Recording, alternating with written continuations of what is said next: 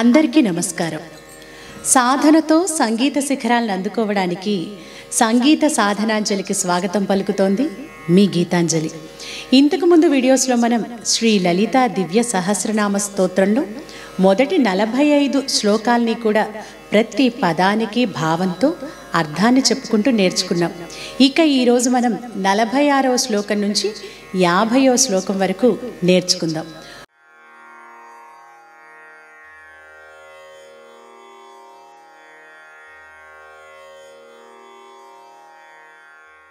ముందుగా ఆ లలిత అమ్మవారిని ధ్యానించుకొని 46వ శ్లోకాన్ని ఆరంభించుకుందాం. ఓం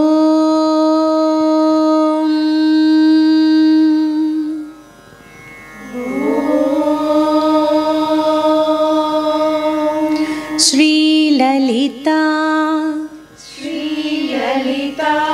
మహాత్రిపుర సుందరి పరదేవతాయై నమః.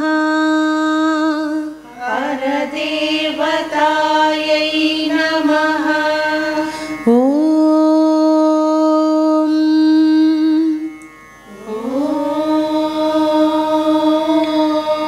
శ్రీమాత్రే నమః.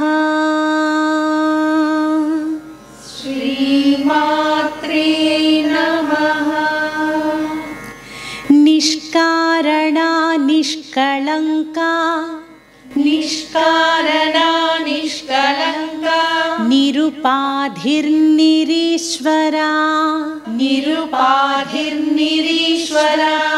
నీరాగారాగమథనీ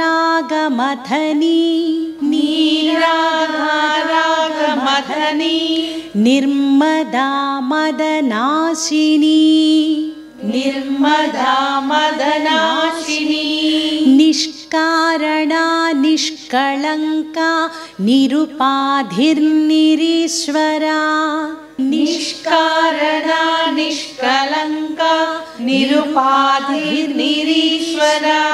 నీరాగారాగమథనీ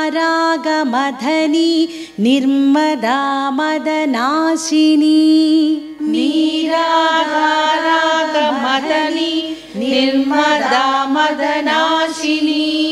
ఈ 46వ శ్లోకంలో మొత్తం 8 నామాలున్నాయి. నిష్కారణ ఒక నామం, నిష్కళంక రెండవ నామం, నిరుపాధిర్ నిరీశ్వరాన్ని విడదీస్తే నిరుపాధిహి మూడవ నామం, నిరీశ్వర నాలుగవ నామం, 5వ నామం నీరాగ, 6వ నామం రాగమథని, 7వ నామం నిర్మద, మదనాశిని 8వ నామం.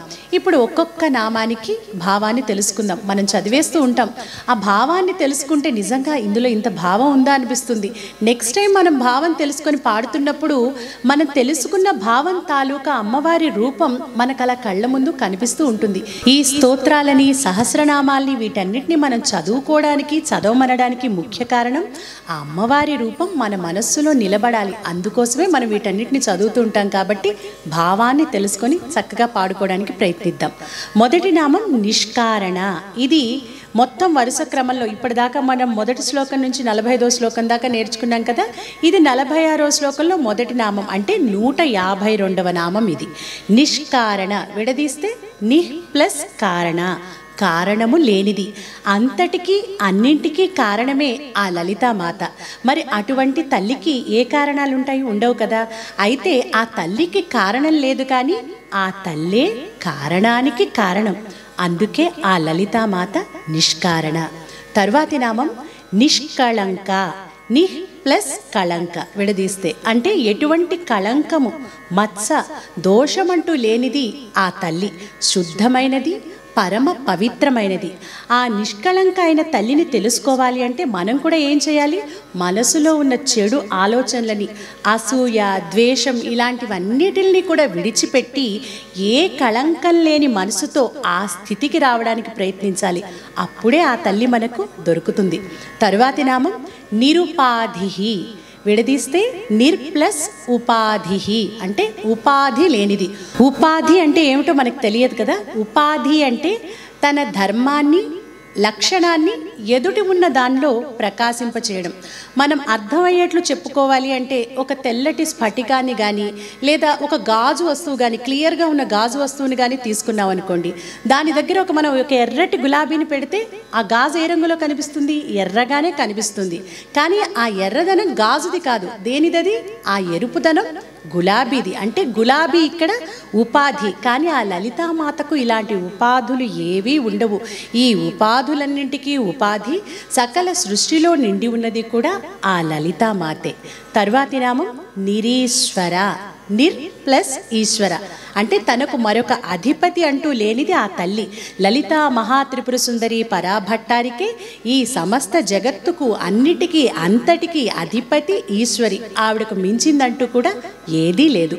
తర్వాతి నామం నీరాగా. నీరాగా అంటే ఎటువంటి కోరికలు ద్వేషాలు లేనిది.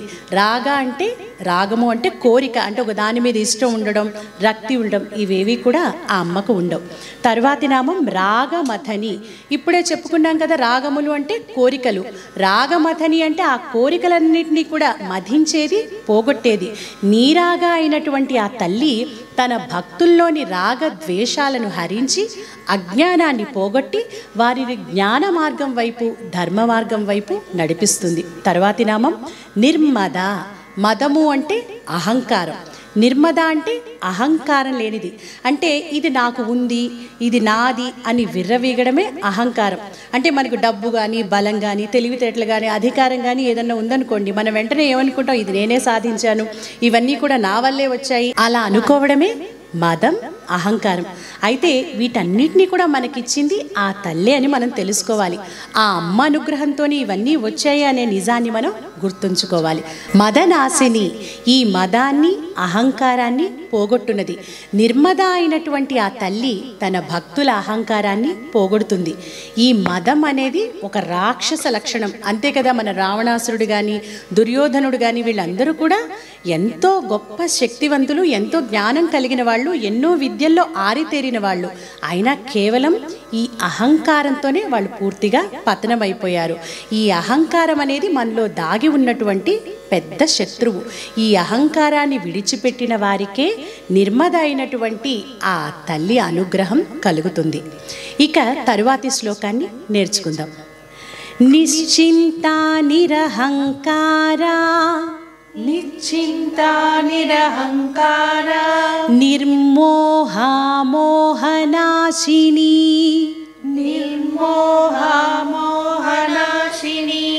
నిర్మమా మమతాహంత్రి. నిర్మమా మమతాహంత్రి. నిష్పాపా పాపనాశిని. నిష్పాపా పాపనాశిని. నిశ్చింతా. నిశ్చింతా. నిరహంకారా. నిరహంకారా. నిర్మోహా. నిర్మోహా మోహనాశిని. మోహనాశిని. నిర్మమా. నిర్మమా మమతాహంత్రి. మమతాహంత్రి. నిష్పాపా. నిష్పాపా పాపనాశిని. పాపనాశిని. నిశ్చింతా నిరహంకారా. నిర్మోహా మోహనాశిని. నిశ్చింతా నిరహంకారా. నిర్మోహా మోహనాశిని. నిర్మమా మమతాహంత్రి. నిష్పాపా పాపనాశిని. నిర్మమా మమతాహంత్రి. నిష్పాపా పాపనాశిని. ఈ శ్లోకంలో కూడా 8 నామాలున్నాయి. నిశ్చింత ఒక నామం, నిరహంకార ఒక నామం, నిర్మోహ మరొక నామం, మోహనాశిని ఒక నామం, నిర్మమ ఒక నామం, మమతాహంత్రి ఒక నామం, నిష్పాప ఒక నామం, పాపనాశిని ఒక నామం. ఇక నిశ్చింత. నిహ్ ప్లస్ చింత అంటే చింతలేనిది, దుఃఖము లేనిది. మనం ఇక్కడ చెప్పుకోవాలి అంటే చింతను పోగొట్టునది, దుఃఖాన్ని పోగొట్టేది అని చెప్పవచ్చు. చింత అనేది చాలా ప్రమాదం అనమాట. అంటే ప్రాణం లేని శరీరాన్ని చితిమంట ఎలా అయితే కాల్చి బూడిచ్చేస్తుందో, ప్రాణం ఉన్న మనిషిని దహించేది ఏమిటి, మనశ్శాంతి లేకుండా చేసేదేమిటి, చింతలు, బాధలు, కష్టాలు. మరి మీరు అనొచ్చు, చింతలు, బాధలు, కష్టాలు అందరికీ ఉంటాయి కదండి, అవి వద్దంటే ఎలా అని. అయితే ఈ చింతలన్నీ పోవాలంటే ఏం చేయాలి? ఈ చింతల్ని, బాధల్ని, కష్టాలని పక్కన పెట్టి ఆ అమ్మ పేరుని, ఆ అమ్మ రూపాన్ని మనస్ఫూర్తిగా ధ్యానించాలి. అప్పుడు ఆ తల్లి మన చింతల్ని, బాధల్ని, కష్టాలని అన్నిటినీ కూడా దూరం చేస్తుంది. తరువాతి నామం నిరహంకార. నిర్ ప్లస్ అహంకార, అహంకారము లేనిది. ఇందాక మనం నిర్మదాన నామంలో కూడా ఈ అహంకారం ఎంత చెడ్డ లక్షణమో చెప్పుకున్నాం కదా. కాబట్టి ఈ అహంకారం పోగొట్టే ఆ తల్లిని నిత్యం కూడా మనం పూజించుకోవాలి. నిర్మోహ. నిర్ ప్లస్ మోహ అంటే మోహము లేనిది. మోహ నాశిని. మోహము అంటే ఏమిటి? అజ్ఞానం. నాశిని అంటే నాశనం చేయనిది. అశాశ్వతమైన వాటిని శాశ్వతంగా భావించడమే మోహం. అటువంటి మోహాలను, అజ్ఞానాన్ని తొలగించే శ్రీమాత ఆ లలిత మహాత్రిపుర సుందరి. నిర్మమ. నిర్ ప్లస్ మమ అంటే మమకారము లేనిది. మమతాహంత్రి అంటే మమకారమును పోగొట్టునది. మమకారం అంటే ఏమిటి? నాది, నావారు ఇలాంటి భేదభావాలు కలిగి ఉండడమే మమకారం. అహంకారం ఎంత ప్రమాదం అని చెప్పుకున్నామో ఈ మమకారం కూడా అంతే ప్రమాదం. మీకు అనుమానం రావచ్చు, మమకారం ఉండాలి కదండి, ప్రేమ ఉండాలి కదా అని. మమకారం ఉండడం ముఖ్యమే, కానీ మితిమీరిన మమకారం ఉండడం చాలా ప్రమాదం. మనందరికీ కూడా తెలుసు, భగవద్గీత మొదటి శ్లోకం ప్రారంభమయ్యేదే ధృతరాష్ట్రుడి ఈ మమకారపు మాటలతో. ధర్మక్షేత్రే కురుక్షేత్రే సమవేత యుయుత్సవ మామక పాండవశ్చైవ కిమకుర్వత సంజయ అంటూ సంజయుడిని ప్రశ్నిస్తాడు ధృతరాష్ట్రుడు. ఏమంటాడు? మామక పాండవ అంటే నా వారైన కౌరవులు, పాండురాజు కుమారులు అంటూ విడదీసి ఆ భేదభావాన్ని చూపించాడు. తన వారిపై ఉన్న మితిమీరిన మమకారంతో ఎవరు చెప్పినా వినకుండా అంత పెద్ద వినాశనానికి కారకుడయ్యాడు. కాబట్టి అంత చెడ్డదైనటువంటి మమకారాన్ని పోగొట్టుకునే మార్గం ఏమిటి అంటే ఆ తల్లి పాదాలను ఆశ్రయించడం. నిష్పాప. నిహ్ ప్లస్ పాప పాపము లేనిది. పాపనాశిని అంటే అటువంటి పాపాలనన్నిటినీ కూడా నశింపచేసేది. పాపం అంటే ఏమిటి? ఏది చెయ్యాలో అది చేయకపోవడం, ఏది చేయకూడదో అది చేయడం. మనకు సాధారణంగా ఏది చేయొద్దంటే అది చేయాలనిపిస్తుంది, ఏది చెయ్యమంటే అది చెయ్యాలనిపించదు. ఇటువంటి ఆలోచనలు చివరికి మనకి ఏం మిగులుస్తాయి? దుఃఖాన్ని, కష్టాన్ని మిగులుస్తాయి. మరి ఇటువంటి ఆలోచనలు మనకు కలగకుండా చేసి మన పాపాలని, కర్మబంధాలని పటాపంచలను చేసి మనల్ని భవబంధ విముక్తులుగా చేసేది ఆ తల్లి నామస్మరణ, ఆ తల్లి పాదాలను ఆశ్రయించడం. ఇక 48వ శ్లోకాన్ని నేర్చుకుందాం. నిష్క్రోధా. నిష్క్రోధా. క్రోధశమనీ. క్రోధశమనీ. నిర్లోభా. నిర్లోభా. లోభనాశినీ. లోభనాశినీ. నిస్సంశయా. నిస్సంశయా. సంశయఘ్ని. సంశయగ్ని. ఇక్కడ నిస్సంశయ అన్నప్పుడు నిస్సం మొదటి సా మామూలు సా, తర్వాత మెలిక సా. కాబట్టి పలికేటప్పుడు ఆ డిఫరెన్స్ తెలియాలి. నిస్సంశయ. నిస్సంశయ. సంశయఘ్ని. సంశయగ్ని. నిర్భవా. నిర్భవా. భవనాశినీ. భవనాశినీ. నిష్క్రోధా. క్రోధశమనీ. నిష్క్రోధా. క్రోధశమనీ. నిర్లోభా. లోభనాశినీ. నిర్లోభా. లోభనాశినీ. నిస్సంశయా. సంశయఘ్ని. నిస్సంశయా. సంశయగ్ని. నిర్భవా. భవనాశినీ. నిర్భవా. భవనాశినీ. నిష్క్రోధా. క్రోధశమనీ. నిర్లోభా. లోభనాశినీ. నిష్క్రోధా. క్రోధశమనీ. నిర్లోభా. లోభనాశినీ. నిస్సంశయా. సంశయఘ్ని. నిర్భవా. భవనాశినీ. నిస్సంశయా సంశయగ్ని నిర్భవా భవనాశిని.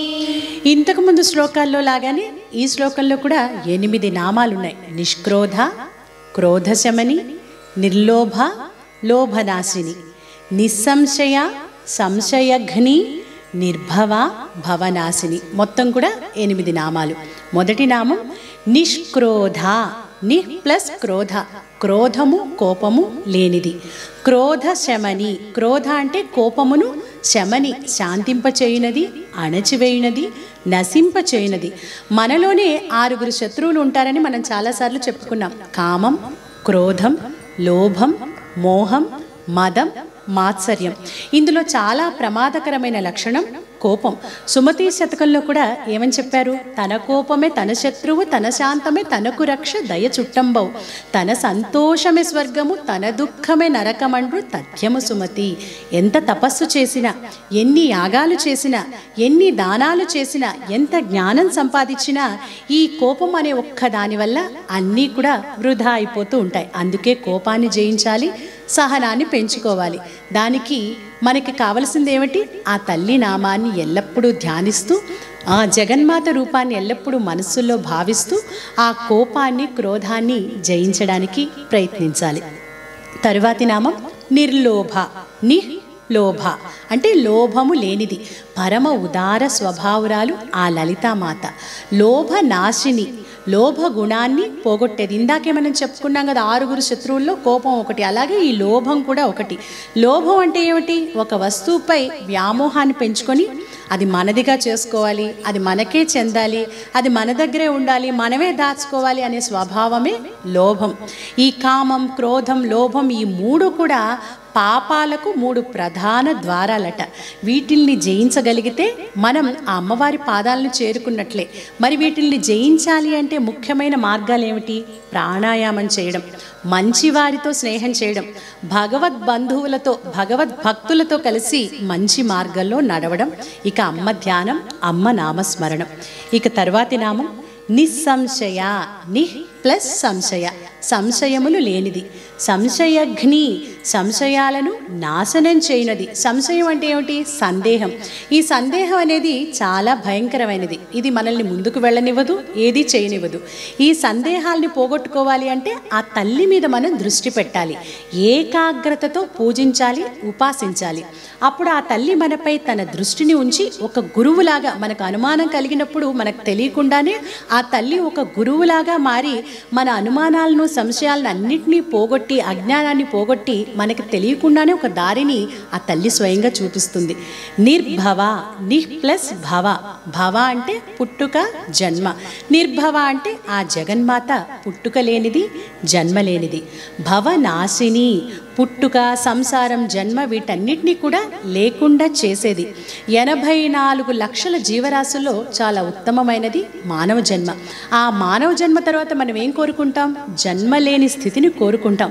అటువంటి స్థితిని కలిగించేది ఆ తల్లి. అందుకే ఆ తల్లిని భవతారిణి అంటారు, తరింపచేస్తుంది. మనిషి తను చేసిన పాప పుణ్యాలు, ఆ కర్మలను అనుభవించడానికి మళ్ళీ మళ్ళీ అనేక జన్మల్ని పొందుతూ ఉంటాడు. ఈ భవ బంధాలలో కొట్టుమిట్టాడుతుంటాడు. అలాంటి సంసార సాగరాన్ని దాటించి జనన మరణాలు లేని స్థితి అంటే ముక్తిని ప్రసాదించే ముక్తిదాయిని ఆ జగజ్జనని లలితామాత. పునరపి జననం పునరపి మరణం పునరపి జనని జఠరే శయనం ఇహ సంసారే బహుదిస్తారే కృపయా పారే పాహి మురారే. భజగోవిందం భజగోవిందం అనే చక్కటి ఆ స్తోత్రంలోని వాక్యాలు కూడా ఇదే భావాన్ని మనకు తెలియజేస్తాయి. ఇక 49వ శ్లోకాన్ని నేర్చుకుందాం. నిర్వికల్ప. నిర్వికల్ప. నిరాబాధ. నిరాబాధ. నిర్భేద. నిర్భేద. భేదనాశిని. భేదనాశిని. నిర్నాశ. నిర్నాశ. మృత్యుమథని. మృత్యుమథని. నిష్క్రియ. నిష్క్రియా నిష్పరిగ్రహ నిష్పరిగ్రహ నిర్వికల్ప నిరాబాధ నిర్వికల్ప నిరాబాధ నిర్భేదా భేదనాశిని నిర్భేదా భేదనాశిని నిర్నాశా మృత్యుమథని నిర్నాశా మృత్యుమదని నిష్క్రియా నిష్పరిగ్రహ నిష్క్రియా నిష్పరిగ్రహ నిర్వికల్ప నిరాబాధ నిర్భేదా భేదనాశిని నిర్వికల్ప నిరాబాధ నిర్భేదా భేదనాశిని నిర్నాశా మృత్యుమథని నిష్క్రియా నిష్పరిగ్రహ నిర్నాశా మృత్యుమదని నిష్క్రియా నిష్పరిగ్రహ. ఈ శ్లోకంలో కూడా 8 నామాలు: నిర్వికల్ప, నిరాబాధ, నిర్భేద, భేదనాశిని, నిర్నాశ, మృత్యుమథని, నిష్క్రియ, నిష్పరిగ్రహ. నిర్వికల్ప, నిహ్ ప్లస్ వికల్ప, వికల్పములు లేనిది. సంకల్పం అంటే ఏమిటో మనకు తెలుసు. గట్టిగా మనం అనుకోవడం సంకల్పం, ఆ సంకల్పం చెదిరిపోవడం వికల్పం. సంకల్పం, వికల్పం ఈ రెండు కూడా మన మనస్సు యొక్క లక్షణాలు. ఆ తల్లి మనస్సుకు అతీతురాలు, అంటే ఆ సంకల్ప వికల్పాలు ఆ తల్లికి ఉండవు. అందుకే ఆ తల్లి నిర్వికల్ప. మరి మనందరికీ ఉండే ఈ సంకల్ప వికల్పాలను కూడా అదుపు చేసి మన మనస్సుని నిశ్చలంగా ప్రశాంతంగా ఉంచుకోవడానికి సరి అయిన మార్గం ఏమిటి? ఆ తల్లి ధ్యానం. నిరాబాధ, ఎటువంటి బాధ లేనిది. నిరాబాధ అంటే నిర్ ప్లస్ ఆబాధ. ఆబాధ అంటే లేదనడం, కాదనడం, ఇది లేదు, ఇది కాదు అనే మాట అమ్మకు లేదు. ఎందుకంటే అంతా ఉన్నది, అంతా అయినది, అంతా ఇచ్చేది ఆ తల్లి. అందుకే ఆ తల్లి నిరాబాధ. నిర్భేద, నిహ్ ప్లస్ భేద అంటే భేదము లేనిది. భేదనాశిని, అటువంటి భేదాలను, భేద దృష్టిని తొలగించేది. అంటే జీవుడు వేరు, పరమాత్మ వేరు అనే భావాన్ని పోగొడుతుంది ఆ తల్లి. నిర్నాశ, నిహ్ ప్లస్ నాశ, నాశము లేనిది. తనను ఆశ్రయించిన భక్తులకు నాశనము లేకుండా చేసేది ఆ తల్లి పరబ్రహ్మ స్వరూపిణి. సత్యం, జ్ఞానం, అనంతం బ్రహ్మ అని వేదాల్లో చెప్పారు కదా. ఆ విధంగా సత్యమై, జ్ఞానమై, అనంతమై ఉన్న తల్లి కనుక ఆ తల్లిని నిర్నాశ అంటూ ఈ నామంలో కొనియాడారు వశిన్యాది వాగ్దేవతలు. భగవద్గీతలో కూడా శ్రీకృష్ణ పరమాత్మ ఒక మాట చెప్తాడు. నశించిపోయే వాటన్నిటికీ కూడా ముందు నశించనిది అంటూ ఒకటి ఉంటుందట, దాన్ని గ్రహించు అన్నారు. నశించిపోయే లక్షణం కలిగింది ఏమిటి? ఈ సృష్టి. మరి ఈ సృష్టి నశించకుండా ఈ సృష్టిని నడిపించే ఆధార శక్తి ఎవరు? ఆ జగన్మాత. అందుకే ఆ తల్లి నిర్నాశ. మృత్యుమథని, మృత్యు అంటే మరణమును, మథని నశింపచేయునది. మనస, వాచ, కర్మణ తన నామాన్ని జపించే భక్తులను జనన మరణాలతో కూడిన ఈ సంసార చక్రం నుండి కాపాడేది ఆ తల్లి. మృత్యోర్ముక్షీయ మామృతాత్ అని మృత్యుంజయ మంత్రంలో చెప్పబడినట్లు మరణం అనే అజ్ఞానాన్ని నాశనం చేసి అమృతం వంటి మోక్షాన్ని మనకు ప్రసాదించే తల్లి ఆ మృత్యుమథని లలితా మహాత్రిపుర సుందరి. నిష్క్రియ, నిహ్ ప్లస్ క్రియ, ఎటువంటి క్రియలు కర్మలు లేనిది. సృష్టి స్థితి లయలను చేసేది ఆ శ్రీమాత అయినప్పుడు ఆ తల్లికి ఎటువంటి క్రియలు ఉండవు కదా. ఎందుకంటే అమ్మవారు నిర్గుణ పరబ్రహ్మ స్వరూపిణి. నిష్పరిగ్రహ, నిహ్ ప్లస్ పరిగ్రహ, ఆవిడ ఏది స్వీకరించదు, తీసుకోదు. అసలు ఆ తల్లికి దేన్నైనా ఇచ్చే సామర్థ్యం, శక్తి ప్రపంచంలో ఈ సృష్టిలో ఏ జీవికైనా ఉంటుందా చెప్పండి? ఉండదు కదా. ఆ శ్రీమాత పూర్ణ కామ, అందుకే ఆవిడ నిష్పరిగ్రహ అని ఈ నామంలో కొనియాడబడింది. ఇలా ఇప్పటిదాకా మనం చెప్పుకున్న 46వ శ్లోకంలోని నీరాగ అనే 156వ నామం నుండి ఈ 49వ శ్లోకంలోని నిష్పరిగ్రహ అనే 183వ నామం వరకు మొత్తం 28 నామాలు ఉన్నాయి. ఇవి చాలా చాలా శక్తివంతమైన నామాలు. ఎందుకంటే ఈ 28 నామాల్లో 17 నామాలు ముఖ్య ప్రాణ విద్యకు సంబంధించినవి, 11 నామాలు దక్షిణామూర్తి విద్యకు సంబంధించినవి. అవి ఏమిటంటే రాగమథని, మదనాశిని, మోహనాశిని, మమతాహంత్రి, పాపనాశిని, క్రోధశమని, లోభనాశిని, సంశయఘ్ని, భవనాశిని, భేదనాశిని, మృత్యుమథని. ఇలా ఈ నామాలు మనలోని సకల దోషాలను పోగొట్టగలిగినటువంటి శక్తి కలిగిన పరమ పవిత్రమైన శక్తివంతమైన నామాలు. ఇక 50వ శ్లోకం నుండి మనం దుర్గా విద్యలోకి ప్రవేశిస్తున్నాం. మనం చదువుతూ ఉంటాం కానీ ఇందులో ఇంత శక్తి ఉందని, ఇంత గొప్ప నామాల్లో ఇంత విశేషమైనటువంటి శక్తి నింపి ఉందని మనకు తెలియదు. ఈ 150వ శ్లోకంలోని నిస్తుల అనే 184వ నామం నుండి 51వ శ్లోకంలోని సమానాధిక వర్జిత అనే 198వ నామం వరకు ఉన్న 15 నామాల్లో దుర్గా విద్యకు సంబంధించిన మంత్ర రహస్యాలు చెప్పబడ్డాయి. అందుకే మనం తెలిసి చదివినా తెలియకుండా చదివినా కూడా ఈ లలితా సహస్రనామం మనకు సకల శుభాలను ప్రసాదించే అత్యంత శక్తివంతమైనటువంటి స్తోత్రం. మరి ఇక మన అర్థం కూడా తెలిసి చదివితే దాని ఫలితం ఏ విధంగా ఉంటుందో మనం మాటల్లో చెప్పలేం. ఈ శక్తివంతమైన 50వ శ్లోకాన్ని ఇప్పుడు నేర్చుకుందాం. నిస్తులా నిస్తులా నీలచికురా నీలచికురా నిరపాయ నిరపాయ నిరత్యయ నిరత్యయ దుర్లభా దుర్లభా దుర్గమా దుర్గమా దుర్గా దుర్గా దుఃఖహంత్రి దుఃఖహంత్రి సుఖప్రదా సుఖప్రదా నిస్తులా నీలచికురా నిస్తులా నీలచికురా నిరపాయ నిరత్యయ నిరపాయ నిరత్యయ దుర్లభా దుర్గమా దుర్గా దుర్లభా దుర్గమా దుర్గా దుఃఖహంత్రి సుఖప్రదా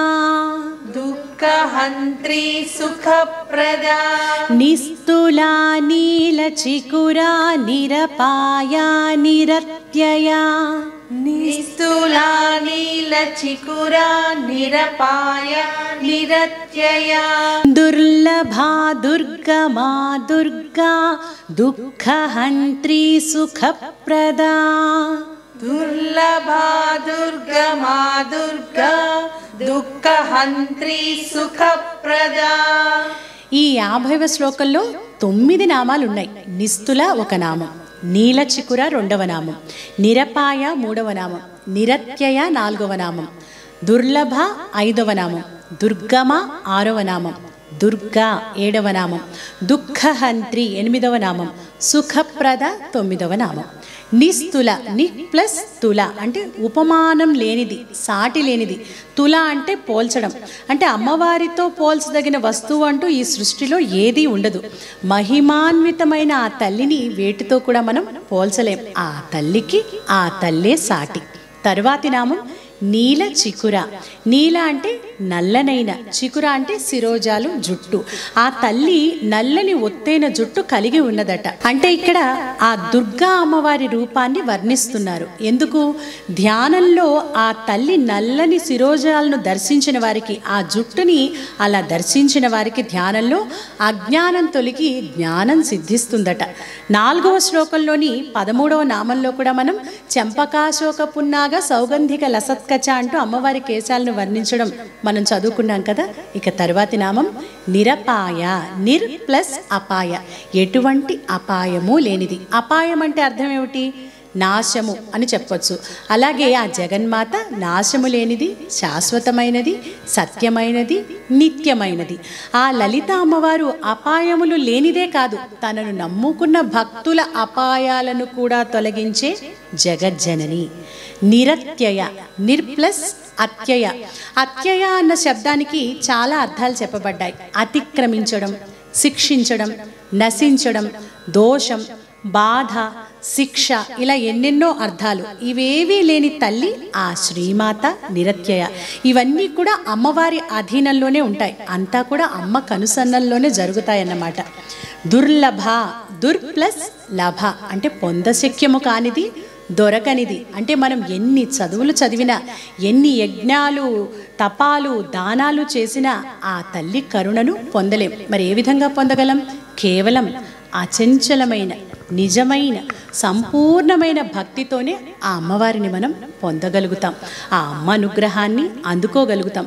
మనకు శాస్త్రంలో పెద్దలు చాలా చక్కని విషయాలను అందించారు. సప్త సకారాలు అంటే 7 రకాల విషయాల్ని మనం కావాలి అనుకుంటే పొందలేమట. మనం అనుకున్నంత మాత్రాన అవి మన దగ్గరికి రావట. అవి ఏమిటి? సంపదలు, విద్య, సత్యవాక్కు, సంతానం, సజ్జనుల అనుగ్రహం, స్వాభిమానం, మంచివారితో స్నేహం. ఈ 7 ఆ అమ్మ అనుగ్రహం మనకుంటేనే, మనం ఎంతో పుణ్యం చేసుకుంటేనే మన దగ్గరకు వస్తాయి, మనకు లభిస్తాయి. మనందరం కలిసి ఈ విధంగా లలితా సహస్రనామం నేర్చుకోవడం, పాడుకోవడం ఇదంతా కూడా సజ్జన సాంగత్యం. అంటే మనందరి మీద ఆ మాత కరుణ అనుగ్రహం ఉంది కాబట్టి మనం ఈ విధంగా కలిసి ఇంత చక్కటి కార్యాన్ని చేస్తున్నాం. దుర్గమ, దుర్ ప్లస్ గమ, ఎంత ప్రయత్నించినా తెలుసుకోవడానికి చాలా కష్టమైనది ఆ తల్లి. దుర్లభ అన్న నామంలో చెప్పుకున్నట్లు ఆ తల్లిని పొందడమే కాదు, ఆ తల్లిని తెలుసుకోవడం కూడా, ఏ విధంగా ఆ తల్లిని చేరుకోవాలని తెలుసుకోవడం కూడా చాలా చాలా కష్టం. దుర్గా, ఈ నామం మనందరికీ చాలా చాలా ఇష్టమైన నామం, చాలా పవిత్రమైన నామం. ఈ నామానికి చాలా చాలా అర్థాలున్నాయి. మనందరికీ తెలిసిన అర్థం ఏమిటి? దుర్గముడు అనే రాక్షసుడిని సంహరించింది కాబట్టి ఆ తల్లి దుర్గా. అలాగే ఏది దుర్లభమో, ఏది దుర్గమమో ఆ పరతత్వమే దుర్గా. దుర్లభం అంటే ఏమిటి? సులభంగా దొరకనిది. దుర్గమము అంటే చాలా కష్టతరమైనది. మరొక అర్థం ఏమిటంటే దుర్గతులను, ఆ చెడుగతులన్నింటినీ కూడా తొలగించేది దుర్గా. దుర్గతులు అంటే దుఃఖం, దుష్టత్వం, దుర్మార్గం, దురాచారం, దురితం, దుస్సాధ్యం, ఇలా వీటన్నిటినీ కూడా తొలగించి మనల్ని కరుణించేది ఆ దుర్గామాత. అలాగే 9 సంవత్సరాల వయసున్న కన్యను కూడా దుర్గా అని అంటారు. ఈ అత్యంత శక్తివంతమైన నామం దుర్గా అనే నామం. అంటే మనకు ఏ దారి తోచనప్పుడు, మనకు ఒక్కొక్కసారి ఎంత ఆలోచించినా, మనం ఏం చేసినా కూడా దారి కనిపించదు. అలాంటప్పుడు దుర్గా అని తలుచుకుని ఆ నామాన్ని మనం అలా స్మరిస్తే చాలట, ఆ తల్లే మనకు దారి చూపిస్తుందట. మన కష్టాల్ని, బాధల్ని అన్నిటినీ కూడా పోగొట్టి దుర్గా అని పలిగితే ఆ తల్లి మన వెంటే ఉండి మనల్ని అలా ముందుకు నడిపిస్తుంది.